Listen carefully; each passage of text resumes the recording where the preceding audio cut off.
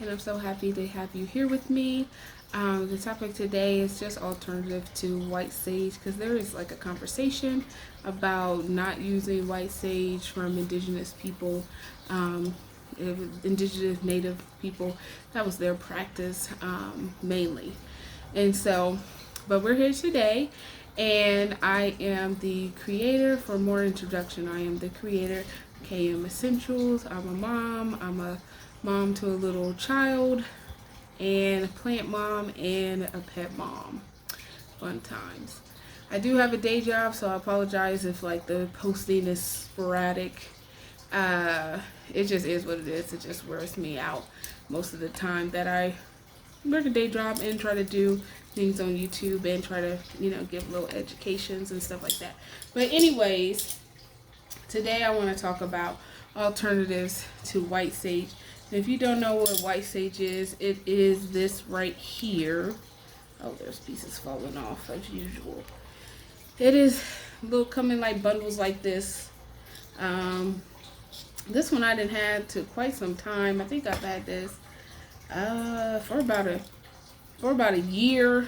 I lighted like every other blue moon of like when I'm going through like some like spiritual or like just some like mindful some problems, or like I'm really happy and I want to light it. But I have decreased that, even though I have like Native in my family. My great grandmother, she was Native American. Unfortunately, that ties of my family has been pretty much like cut off.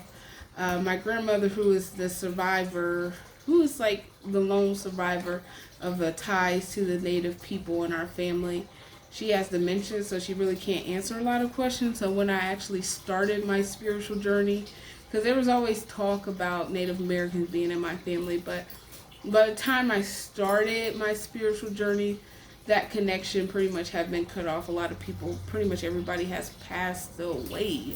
And my grandma, like I said, has dementia, so she really can't speak on it too much. She gives little hints in there, but sitting down and asking questions, yeah, we won't be able to get that anymore. But back to white sage, is linked to indigenous and native people.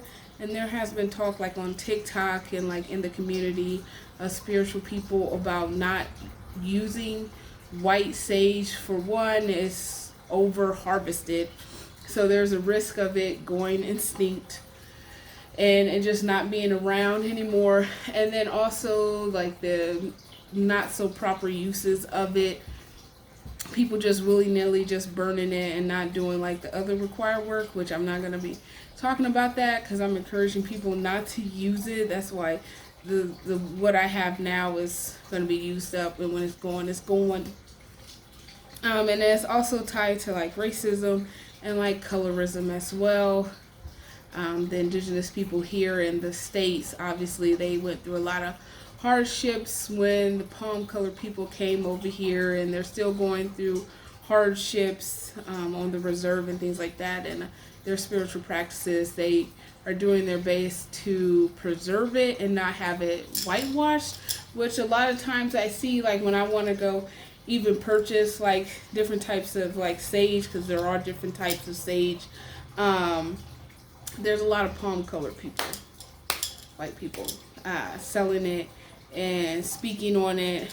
And when I went to even a spiritualist convention, I didn't even see like there was one native indigenous person that had a booth there, and they wasn't even selling sage. They was selling like handmade products like purses and sachets and things like that. So, but people who that was selling it, they were all white people. So I didn't purchase none, of course. But the benefits of sage is like purifying and cleansing, warding off evil spirits, bringing in spirits, because yes, there are spirits that are attracted to sage, and some spirits that don't give a damn. Depending on what you practice, they don't give a damn about you burning white sage. Like I said, purifying and like raising your vibrations. And so people just willy-nilly just burn it, which is there's other things that go into it, and we just want to respect that. So I wanted to give some alternatives to burning white sage specifically, burning white sage and Palo Santo specifically. So there's like other things that you can get a hold of. Sometimes you can get a hold of it in the grocery store. A lot of herbal shops usually have them as well that I've been to.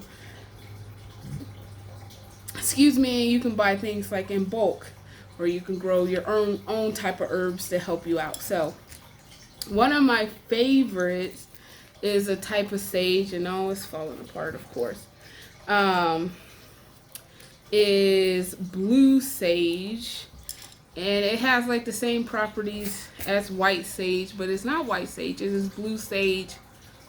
It has a different type of smell. This is blue sage actually, that a bundle I bought that had rose petals in it, but you can see I be using it. I usually, when I buy these ones at a local what is it, Botanica here. It's ran by a lady who practices hoodoo here in Columbus, and she sells it, and I usually go there and buy 2 at a time, and so I can burn it, do my prayers, set my altar, set my cards, things like that. And then there's also garden sage, which I don't have garden sage at the moment, but you can grow your own garden sage. It's not that hard. You just sprinkle it and it pretty much grows. You can get the seeds at Dollar Tree for $1, which is awesome. And garden sage, I grew it one year. It does, when you harvest it and dry it, it does burn pretty fast, but it's sage. You can get there. You can get what you need to achieve. And then another one of my favorite all-purpose like herbs is rosemary. I buy big bags of rosemary at a time, and then I just section it off and put it in these jars that I got at the thrift shop. And rosemary is good for protection, it's good for healing, it's good for raising your vibrations, it's good for warding off evil spirits. It's also good to improving like your mental powers. You can sprinkle it for like some anti-hexing, things like that. Put it under your pillows, burn it. Sometimes I make a tea out of it because it actually tastes really good, and just put it in my coffee pot and put some rosemary in there. It's really nice. Next on the list is another all-time favorite, which is lavender. Lavender mainly I see people associated with relaxation and sleep.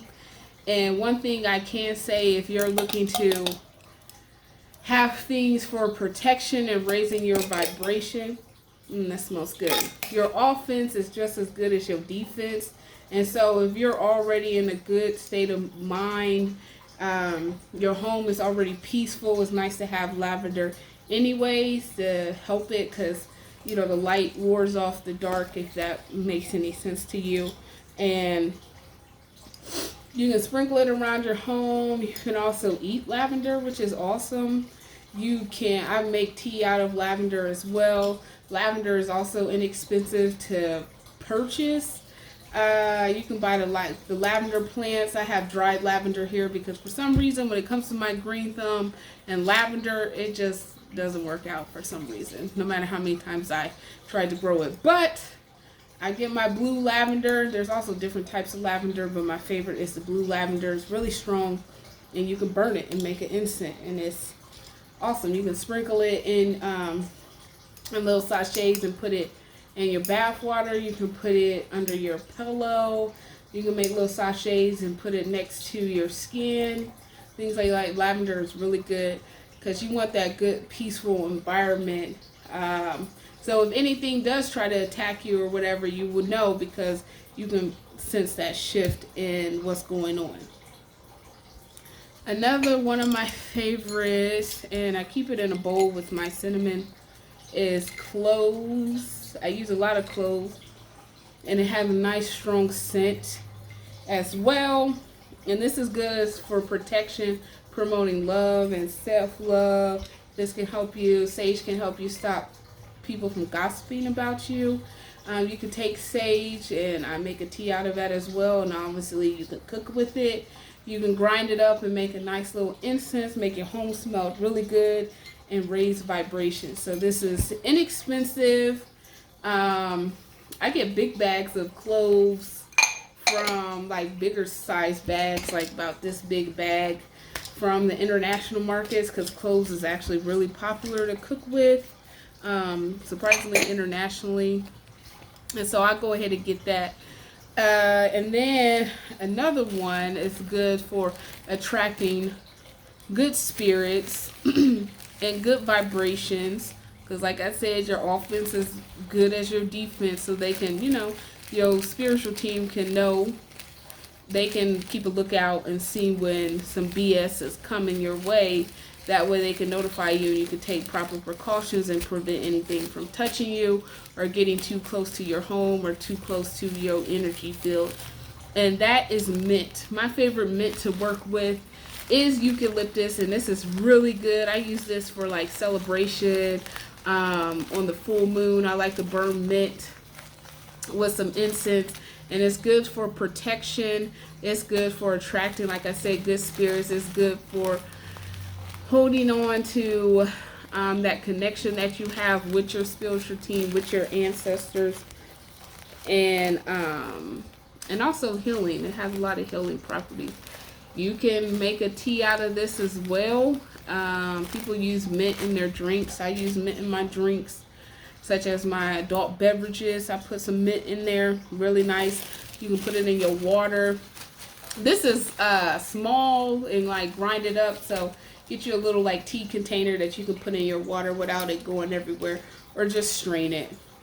And it's nice, and you can sprinkle it around the corners of your home as well to keep that good vibration in your home. And so obviously there's like many more that you can use. A lot of people have different like TikToks of showing people what they can use outside of white sage. And my personal favorite, like I said, is the blue sage, the mint, and the rosemary.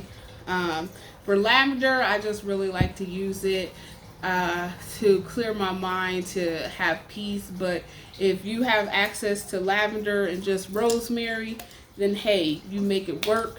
Make it work. Set out some nice clean water for your spiritual team, and talk to your ancestors, and you can burn you some lavender and burn you some rosemary. You can sprinkle it outside your doors and windows. And if you just use, with a lot of times with hoodoo and like most spirituality, is like you just have to use what you have access to.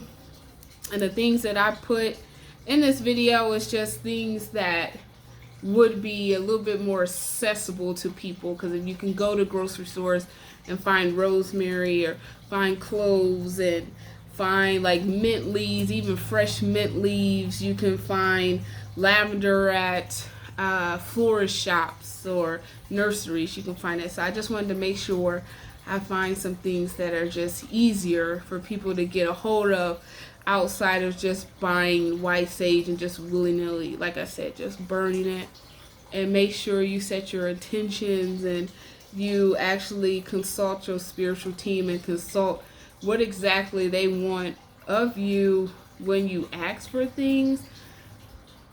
And you can also just offer these herbs as an offering. You can even buy it and ask them to give you like a however you want them to communicate to you, like a dream or something about simply maybe how they even want you to use certain herbs. Because I know a lot of people really are trying to connect with their spiritual team, and it can be intimidating, and you can see a lot of stuff online. But if you're somebody who likes the visual and you like the smells and you like an ambiance in your home, then some of these herbs can be a good way to do that. Just let me know how you feel about it. I don't take offense to pretty much anything. It's the internet. But how you feel about it, and if you have used these herbs, give me, share if you feel comfortable how you use these herbs, and what's your favorite herb to use outside of white sage if you are on that journey of not using white sage. Drop me a comment and let me know what you use, because I like to learn about different herbs. And one of the herbs that I am slowly working with actually is this one, this Athena. This is the marshmallow plant. I'm slowly but surely getting to learn it. I used it once into strengthening my divination in a spell jar and then some incense. And it doesn't really have a smell. Like when I first seen it, it was like marshmallow root. I was like, oh, okay, it must smell sweet. It does not smell sweet. It smells like some plants, okay? But I use that, but that's one of the new herbs that I'm starting to work with. So just drop me a comment. I'm curious to see like who watches this and what you think and what type of herbs that you like to do, or even drop, you know, your favorite plant to have around the house. I just got new plants too. But anyways, I hope you enjoyed this video. You guys take care.